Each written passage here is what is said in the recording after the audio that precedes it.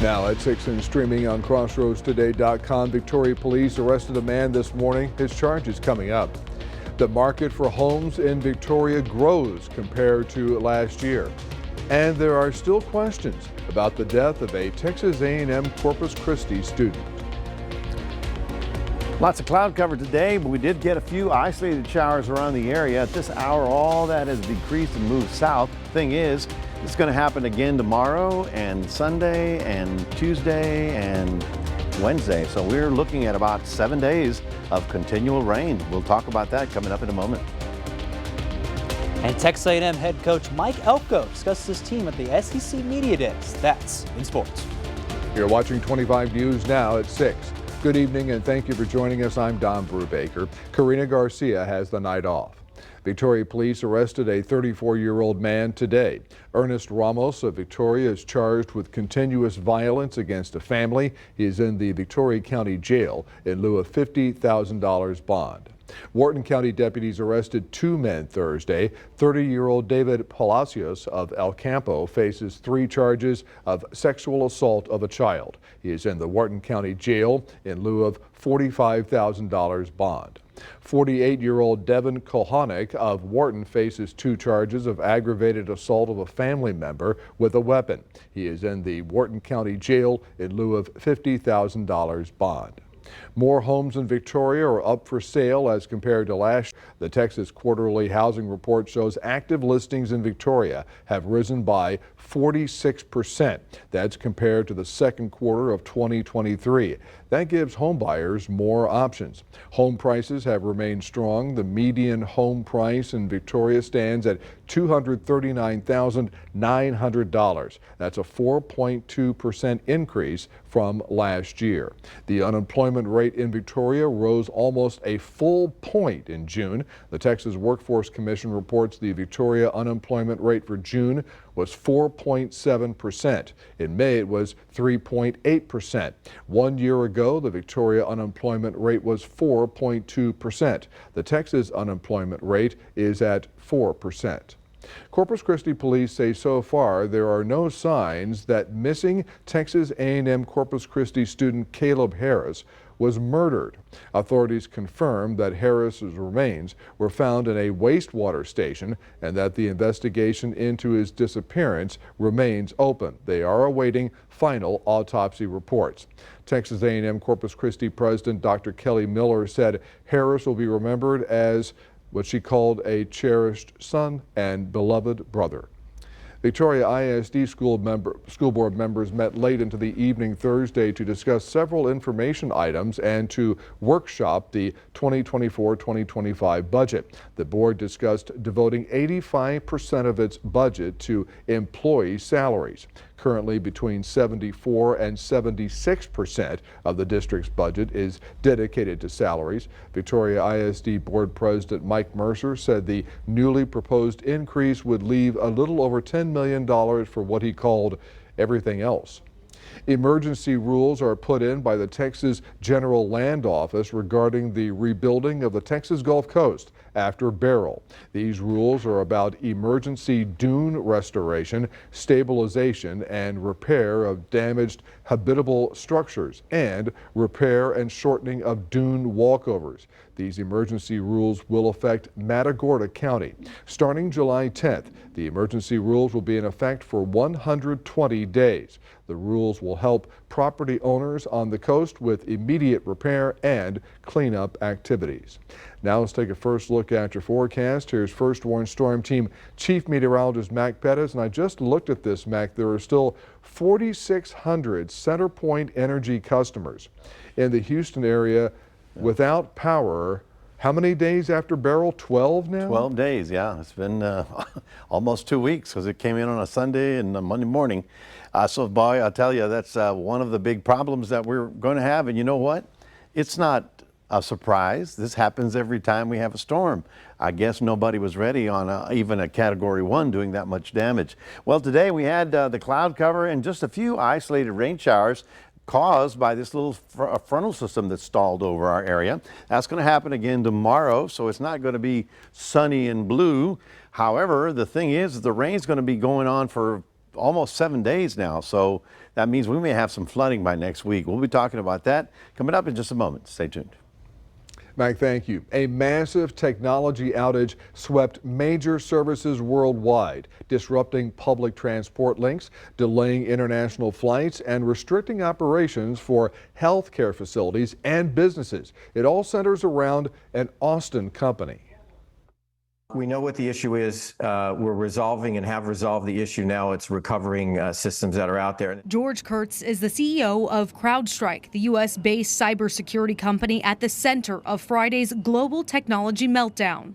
The system was sent an update, and that update had a software bug in it and caused an issue with the Microsoft operating system. An issue that's plunged critical global systems and businesses into chaos. Sectors like banks, healthcare, and government agencies to emergency response, supply chain operations, and air travel. It's just ridiculous, actually. It's unbelievable. I tried checking in at the kiosk and I'm like, okay, there's nothing. And the U.S. major carriers like Delta, United, and American Airlines and others have experienced hundreds of cancellations and delays Friday. Carriers in Europe, Asia, and the Middle East are reporting the same. CrowdStrike says progress is being made, but in a number of cases, it requires a painstakingly slow manual system reboot. We are working with each and every customer to make sure that we can bring them back online. A process that could take hours or days, time that many travelers don't have. It's just terrible. People spend thousands of dollars to go on vacation, and this is the situation that we get put through. I'm Lee Waldman reporting. CrowdStrike CEO George Kurtz went on to say he's deeply sorry for the widespread outages. Here's your viewer poll. Scan that QR code on your screen to vote. Here's the question. Did the CrowdStrike global outage affect you? 29% of our voters said yes, 71% said no. We want to hear your opinion. We thank you for voting, and come to crossroadstoday.com/vote to take part. And we will have an update on 25 News Now at 10. The Treasury Department Friday sanctioned 2 members of a Russian cyber criminal gang that claimed responsibility for hacks against U.S. critical infrastructure providers. This includes a cyber attack in January that caused a tank at a Texas water facility to overflow. The hack in the North Texas town of Muleshoe wasted tens of thousands of gallons of water. It coincided with at least 2 other towns in North Texas taking precautionary defensive measures. Friday morning, a funeral mass was held to honor a Harris County deputy last week. 28-year-old Fernando Esqueda was trailing a man accused of pistol whipping a pizza employee because they got the order wrong. The suspect, 44-year-old Ronnie Palmer, reportedly fired a gun into Deputy Esqueda's car. The deputy died shortly after. Deputy Esqueda had been with the Harris County Sheriff's Office for 5 years. He was engaged to be married in September. Palmer and 26-year-old Dramon Francis have both been charged with capital murder. Starting July 22nd, Pleasant Green Drive will close between Juan Lynn Street and Port Lavaca Highway for 4 months for utility replacement and street reconstruction. All businesses and homes in the area will remain open and accessible. The closure is part of the Pleasant Green Drive reconstruction project. Remember to subscribe to our YouTube channel, Crossroads Today. Hit the like button and click the notification bell. Then you can see Crossroads Today on YouTube. And stay with us. Coming up on 25 News Now at 6. The Republican National Convention is over. Now eyes are focused on President Biden's next move. Also ahead, a school in the Rio Grande Valley that's over a century old is now a national park.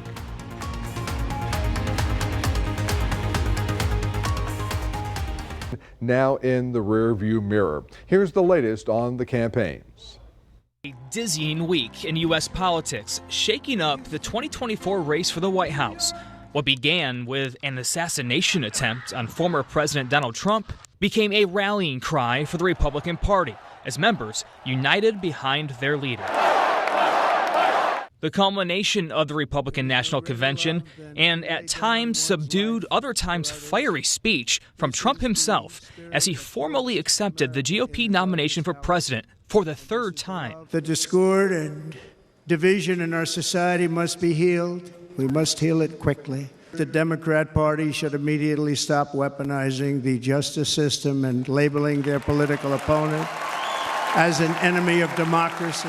The Republican unity, a stark contrast to the division among Democrats. A big part of his legacy should be him stepping aside and allowing for that new leadership. President Joe Biden, sidelined, diagnosed with COVID while campaigning in Nevada, is now self-isolating in Delaware and insisting he is staying in the race. Absolutely, the president's in this race. You've heard him say that time and time again. Biden releasing a statement today vowing to be back on the campaign trail next week. But privately, sources claim Biden is beginning to take concerns of many in his party into greater consideration, following conversations with party leaders who are worried he cannot win in November and puts vulnerable Democrats up and down the ballot at risk. At the White House, Brian Abel reporting. Hundreds gathered to honor an ex-fire chief who was shot and killed at a rally for former President Trump. Corey Comparatori's funeral was held Friday. Afterward, 3 firefighters stood sentry on the back of a fire truck bearing Comparatori's casket, trailed by a parade of more than 100 other emergency vehicles. Officials said Comparatori spent his final moments shielding his wife and daughter from gunfire at Trump's rally last Saturday. Mr. Trump did not attend the funeral because of Secret Service concerns. Blackwell School in the Rio Grande Valley is the newest site in the U.S. National Park System. The school in Marfa, built in 1909, was established for Mexican and Mexican-American students. By receiving the designation this week, Blackwell School has permanent protection. The site has the original 1909 adobe schoolhouse and a smaller 1927 classroom building known as the Band Hall. The buildings hold photographs, memorabilia, and panels that display quotes and stories from students and teachers. Hotel Blessing, a longtime landmark in the Blessing community in Matagorda County since 1906, was not able to escape the winds and rain of Hurricane Beryl unscathed. The hotel suffered roof and water damage in one bedroom on the second floor that leaked down onto the first floor cafe. Jetty Pierce, president of the Blessing Historical Foundation, asks for your help in raising funds to help return this historical landmark back to its former glory for many more generations to come. The Hotel Blessing annual fundraiser will take place tomorrow from 10 a.m. until 4 p.m. on the grounds of the hotel at 128 North 10th Street in Blessing. The fundraiser includes a classic car show, auction, raffle, food, a lot of fried chicken, and music. To find out more about the Hotel Blessing, visit hotelblessing.com. And good afternoon, everybody. We've got cloudy skies left over from today's showers. Now, we didn't get much in the city, but there were around the area. It's 89 degrees. It feels like a comfortable 102. And our official high for the day was 89. Now, that is compared to 95, which is where we're supposed to be this time of year. So the temperatures are going to be off, shall we say, off the mark, because for the next 7 days, we're looking for cloudy skies, shower activity, a couple thunderstorms, and as they accumulate, we may even have some flooding next week. We'll have all that coming up in a moment. Well, good afternoon, everybody. Next few days are going to be rather interesting, and they're not going to be days that I normally would talk about in July.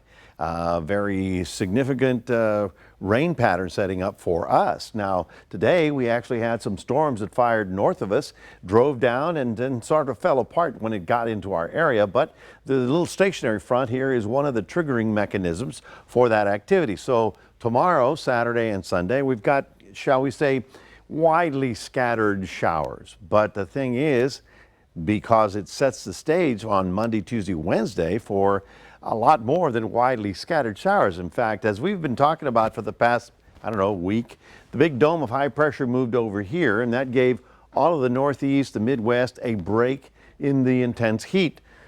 Normally, it's the big old bubble sitting on top of us, right? Well, now that bubble went this way and gave a lot of people a break. But as the winds go round and round, they're going to set us up for a very interesting scenario. Now, here is what happened earlier today. There we are right there. You can see the thunder showers north of us. It looks like it's coming down, it's coming, and then it just skirted around the city. We call it the Victoria County force field that forces all the rain around our area. You know, and at this hour of the day, all the activities way down in Corpus Christi, so there's not a lot of additional stuff we have to worry about for tonight.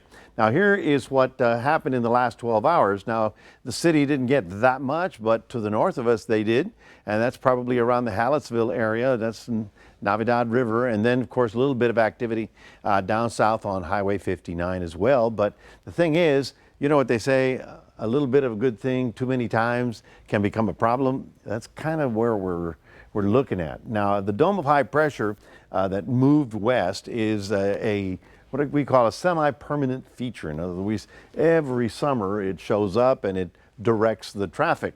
This directs the traffic because it's an anticyclone, and you can see how the winds sort of flow in this direction. Well, we're going to get disturbances in Montana, of all places, that are going to develop and come around. They're going to come around in waves into South Texas, and because of all the moisture that's piled up over this region, we're going to have continuing showers. As a matter of fact, by the time we get to Monday, Tuesday, and Wednesday, this could be some significant rain. You know, an inch of rain one day is fine, but 1 inch for 7 days, whoa, that gets a little complicated. And of course, at this time of the season, some of our farmers are having, not having a good time because the harvest is here and they have to go pick up all that corn. Now, this is what the next 72 hours looks like. You can see how it'll be widely scattered for the weekend. It just gets a little bit more massive as we get on into the early part of next week. And you can see it went as far as we could. And you can see how the stormy weather, and this is for the entire state of Texas, starts up here and then rolls down here. And so we're looking at a very interesting weather pattern that is not necessarily something I would look for in July. So tomorrow we'll have a pretty good weekend, but we will pop a few little showers in the afternoon, and 92 tomorrow's high in the Cuero area. But you'll see how the rain chance just ramps up, and it's going to be significant for the early part of next week. So just get ready for, well, let's just say, make sure you know where your umbrella is. I think you're going to need it soon. That's your 7-day forecast. Reminding everybody, we do have a QR code.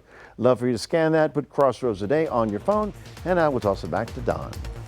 All right, Mac, thank you. Max Williams has your sports. Max, it sounds like the Generals need to get some home games in real quick before the rain hits. Yeah, I hope so. Hopefully they can get it in. They won a thriller though last night down over the Seguin River Monsters. 25 News Now sports reporter Ray Robinson catches up with UHV's Hal Perez. That's in sports. Stay with us.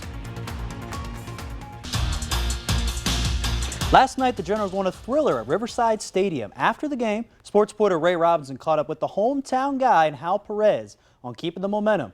Ray, what's going on? Max, if you're a Generals fan and love winning baseball, then here at Riverside is the place to be. Now, Game 2 is just around the corner, but last night was a wild one, to say the least. On Thursday, the Generals hosted the Seguin River Monsters, a doubtful game for the Generals early on as they went into the 5th inning down by 2 runs, which began some concerns. The Generals' offense have been top-notch in the course of their 2024 summer campaign. 7 of their 8 runs came in the 5th inning or later. Travis Bragg finished the night with 3 for 5, and Victoria's own Hal Perez from UHV helped in victory on both ends of the field.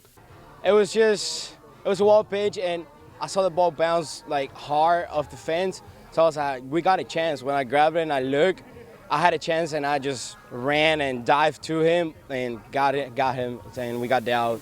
I wasn't worried. We just needed to lock in as a team, and we did, and look at the scoreboard. We won. The Generals in the game, final score 8-5. They call it Riverside Magic. The Generals are currently 16-3 at home, and they look forward to completing the sweep against Seguin. First pitch is at 7:05 p.m. tonight. Reporting live at Riverside Stadium, Ray Robinson, KAVU TV 25 News Now, Sports.